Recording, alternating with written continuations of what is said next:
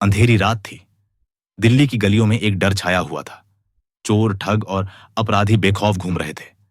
मगर उनकी दुनिया जल्द ही बदलने वाली थी, क्योंकि गायब मैन आ चुका था। कहानी शुरू होती है अमन से, जो एक साधारण युवक था।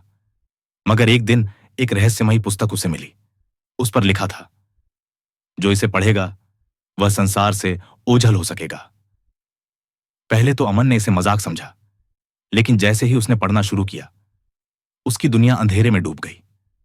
अगले ही पल वह आईने के सामने खड़ा था, मगर उसकी परछाई गायब थी। न्याय की तलाश, शहर में अपराध बढ़ता जा रहा था। पुलिस बेबस थी, लेकिन अमन ने ठान लिया कि वह चुप नहीं बैठेगा।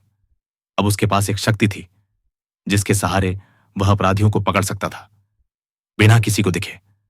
अगले कुछ दिनों में एक अजीब खबर फैल गई। अपराधी खुद ही पुलिस को सौंप रहे हैं। कोई नहीं जानता था कि यह कौन कर रहा है। एक आखिरी युद्ध, एक रात।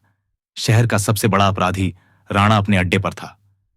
उसे यकीन था कि गायब मैन सिर्फ एक अफवाह है, मगर वह गलत था। जैसे ही वह अपने गुप्त दस्तावेजों को छिपाने लगा, हवा में एक साया उभरा, मगर कुछ भी नहीं दिख रहा था।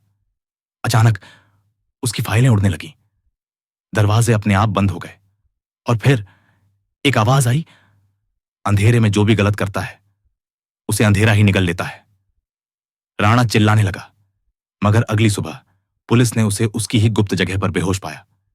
दस्तावेज थे, अपराध के सबूत थे, और सबसे बड़ा सवाल था, गायब मैन कौन है? अमन मुस्कुराया। उसकी कहानी कोई नहीं जानता था, और शायद कभी जान भी नहीं पाएगा।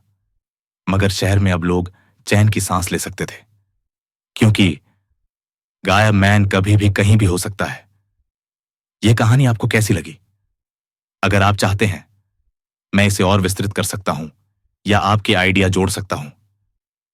अगर कहानी पसंद आए तो लाइक और सब्सक्राइब जरूर करें।